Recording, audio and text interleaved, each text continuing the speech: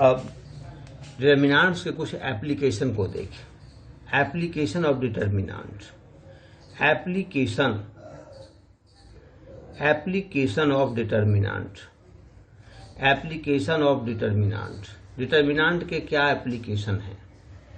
Determinants, application of determinants क्या है? सबसे पहले फर्स्ट केस में अगर कोऑर्डिनेट के में हम देखें एरिया ऑफ ट्रायंगल क्या होता है। जैसे ए बी सी अगर आपका ट्रायंगल है, ए का कोऑर्डिनेट दिया हुआ है x1/1, बी का दिया हुआ है x2/2, सी का दिया हुआ है x3/3, तो आप इसके एरिया क्या निकालते हैं? That is area of triangle, area of triangle A B. इसके ट्रायंगल के एरिया कितने होते हैं? होते हैं हाफ, आप पढ़ चुके हैं, half into x1 into y2 minus y3 plus x2 into y3 minus y1 plus x3 into y1 minus y2। इस प्रकार से इसके एरिया निकलते हैं।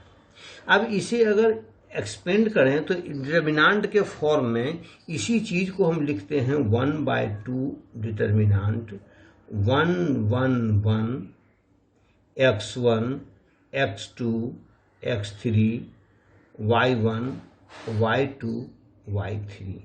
आप इसको इस फॉर्म में लिखें या इस फॉर्म में लिखें, कोई अंतर नहीं। यह डिटर्मिनेंट के फॉर्म में, यानी डिटर्मिनेंट का वैल्यू जानते हैं तो यहाँ से इसके एरिया को आप निकाल सकते हैं। इसी में दूसरा है लेट पॉइंट है ना, point A x1/1, B x2/2 and C x3/3। 3 points are collinear, points are क्या? कोलिनियर। कोलिनियर का मतलब होता है एक रेखा में होना। अब देखिए यह ट्रायंगल एक रेखा में कब होगा? जबकि ए क्या हो जाए, बी और सी से मिल जाए, यानी ट्रायंगल बने ही नहीं, यानी area of triangle equal to 0।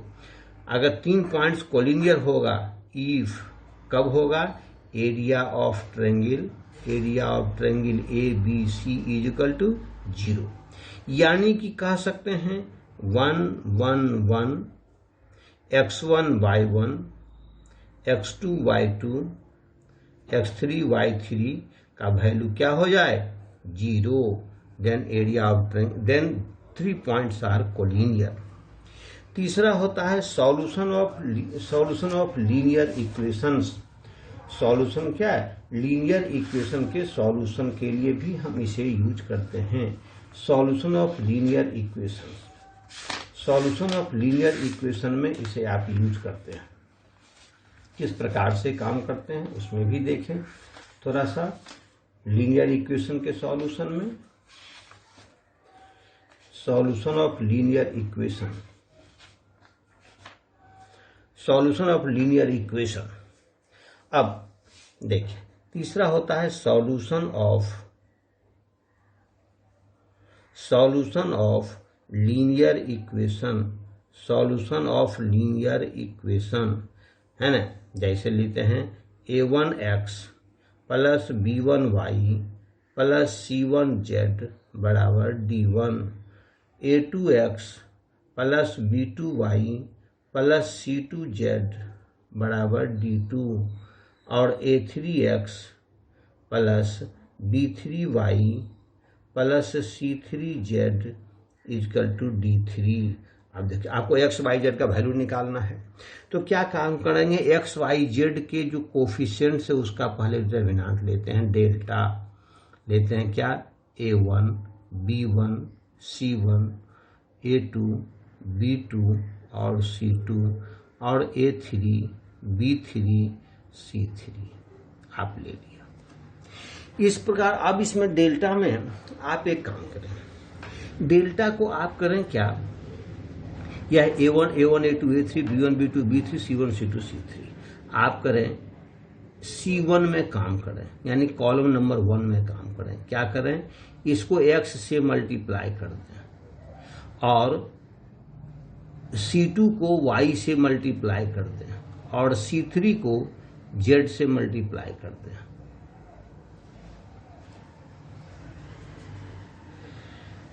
तो C1, C2, C3 के जगह पर आप रख सकते हैं P1, P2, P3 आप रखिए, क्योंकि कॉलम नंबर 1 यहाँ से आप कंफ्यूज कर जाएंगे।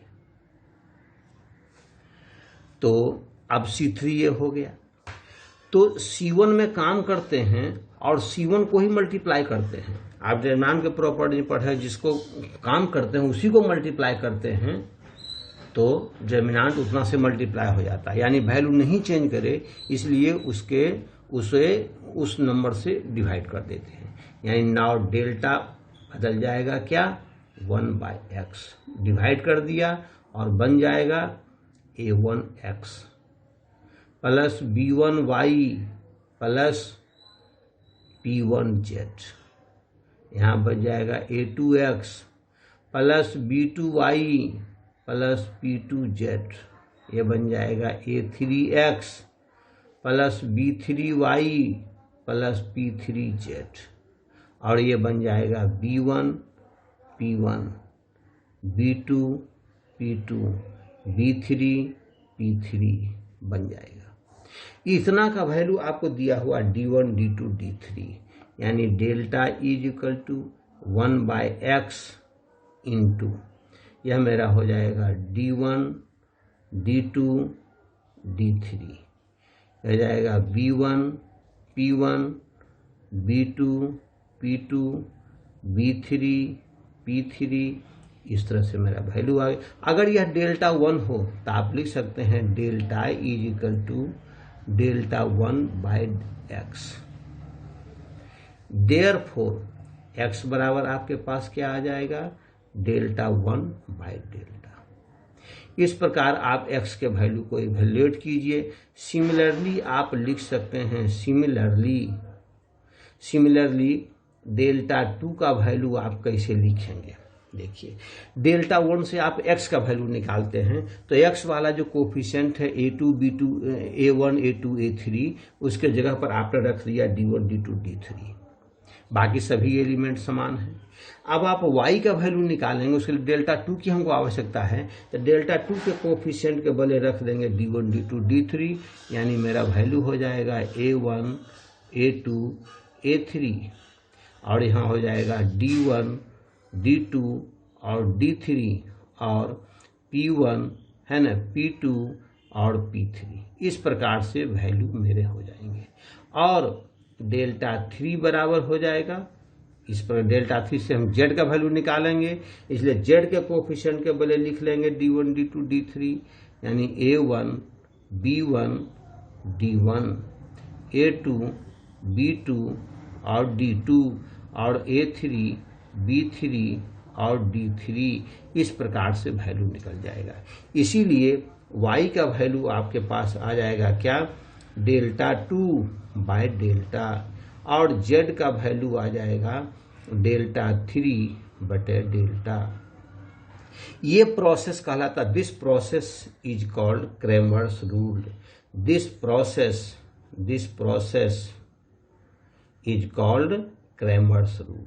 इसको हम लोग क्रेमर्स रूल कहते हैं, यानी इससे आप वैल्यू इवैल्यूएट करते हैं, क्रेमर्स रूल के नाम से जानते हैं। इसको हम लोग क्रेमर्स रूल कहते हैं। अब इसमें देखिए, आप पहले भी पढ़े हैं, क्योंकि आप यहाँ पर दिया हुआ है x का वैल्यू डेल्टा 1/डेल्टा, y का वैल्यू डेल्टा 2/डेल्टा, और z का वैल्यू डेल्टा 3/डेल्टा। It means this is applicable when delta is not equal to 0. This is applicable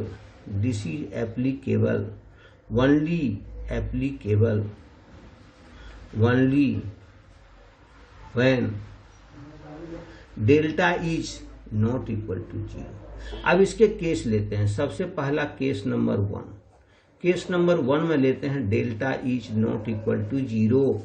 अगर 0 नहीं है तो इसीलिए सॉल्यूशन इज यूनिक। सॉल्यूशन कैसा होता है? यूनिक सॉल्यूशन होता है। और है ना, सॉल्यूशन इज और सिस्टम इज कंसिस्टेंट, और सिस्टम इज कंसिस्टेंट, वह कंसिस्टेंट कहलाता है। यानी तीनों इक्वेशन आपस में कंसिस्टेंट है। और one and only one solution, one and only one solution, one and only one solution होता है। One and only one solution. Case 2 देते हैं, केस सेकंड केस लेते हैं। Delta is equal to 0 but delta 1, delta 2, delta 3, delta 1, delta 2, delta 3 are not all zero. ये सभी zero नहीं है, अर्थात delta 1 is not equal to 0। तो चूंकि x इज इक्वल टू आपको होता है डेल्टा 1 बाय डेल्टा, है ना, तो delta 1 is equal to x into delta, तो delta LHS is not equal to 0 but RHS is equal to 0। Therefore ये x into delta this is 0, therefore, है ना, system has no solution. System के पास कोई सॉल्यूशन नहीं होगा। System के पास नो सॉल्यूशन, और सिस्टम इज इनकंसिस्टेंट, और सिस्टम इज इनकंसिस्टेंट। सिस्टम क्या है? इनकंसिस्टेंट है। तीसरा केस नंबर 3, तीसरा case, delta is equal to delta 1 is equal to delta 2 is equal to delta 3 all are 0। तो चूंकि x into delta is equal to delta 1, तो LHS is equal to RHS is equal to 0 for all value of x, for all value of x। So, है ना, system has infinite solution. System has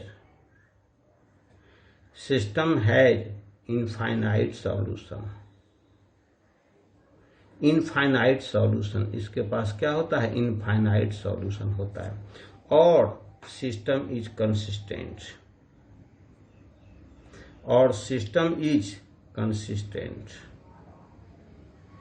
system क्या है? Consistent.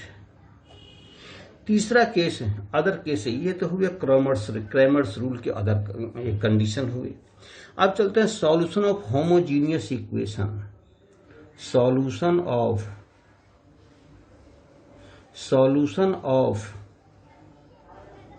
Homogeneous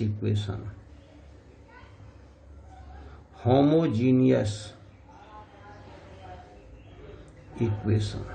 किस प्रकार? जैसे देख लेते हैं, a1x plus b1y plus p1z बराबर 0, a2x plus b2y plus p2z is equal to 0, a3x plus b3y plus p3z is equal to 0। आप लीजिए लेट एक डिटर्मिनेंट, आप लीजिए let determinant. This is homogeneous equation. Homogeneous का मतलब हर एक टर्म में वेरिएबल का पावर समान होता है। यहाँ देखिए वेरिएबल x y z है, x का पावर 1, y का पावर 1, z का पावर 1, यानी हर एक टर्म में वेरिएबल का पावर समान है।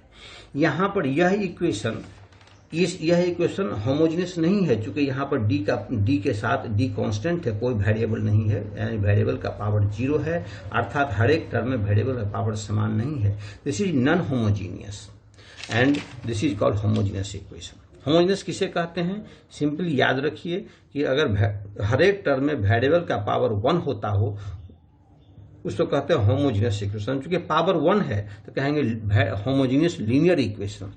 वेरिएबल का पावर हर एक टर्म में अगर 2 होगा तो कहेंगे homogeneous quadratic equation.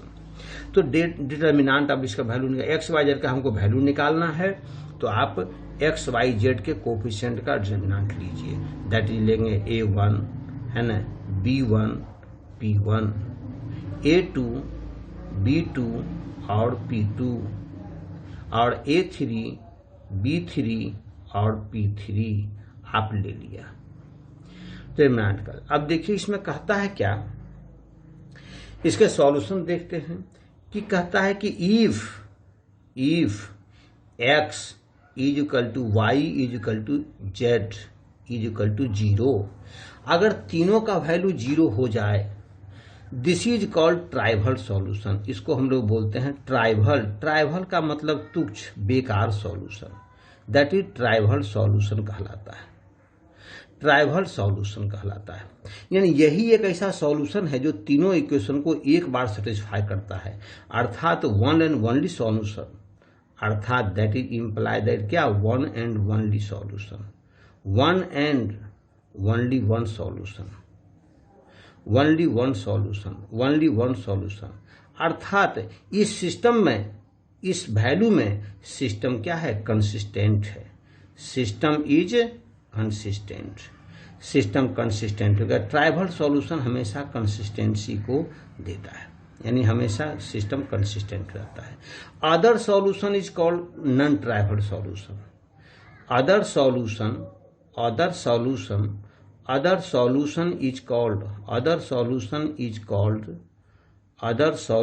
Is called non trivial solution, non trivial solution कहलाता है। Other trivial non trivial solution कहलाता है, नॉन ट्राइवल सॉल्यूशन। अब condition for non trivial solution हमको निकालना है कि condition for non trivial solution के क्या कंडीशन होंगे। नॉन ट्राइवल सॉल्यूशन के लिए कंडीशन है, अदर सॉल्यूशन निकालना है, यानी वैसी नॉन ट्राइवल सॉल्यूशन में एक्स वाई जेड सभी के वैल्यू 0 नहीं हो सकते हैं। हो सकते हैं एक्स के वैल्यू 0 हो but y and z not equal to 0, हो सकते हैं वाई 0 हो but x and z not equal to 0, हो सकता है एक्स वाई दोनों 0 हो, z not equal to 0। It means x y z all 3 terms are not 0, that is called non trivial solution. क्या कंडीशन निकलेंगे, आप दोनों इक्वेशन से आप इसके वैल्यू निकालिए, A1x plus B1y plus P1z is equal to 0। दूसरा लेंगे A2x plus B2y plus P2z is equal to 0। अब बाय क्रॉस मल्टीप्लिकेशन मेथड आप एक्स वाई जेड का वैल्यू निकालिए, जैसा कि आप अंडर 10 क्लास में क्रॉस मल्टीप्लिकेशन पढ़ चुके हैं। लिखिए x बाय, x को बंद कर लेंगे तो आप लिखिए B1 P2, दैट इज लिखेंगे B1 P2 minus B2 P1 is equal, अब y को चलेंगे, y बाय y में चलेंगे A2 P1 minus A1 P2 is equal to z by A1 B2 minus B1 A2। अब मान लेते हैं let this is equal to k, किसको के मानते हैं, इसलिए x के मेरे वैल्यू हो जाएंगे x is equal to k into B1 P2 minus B2 P1।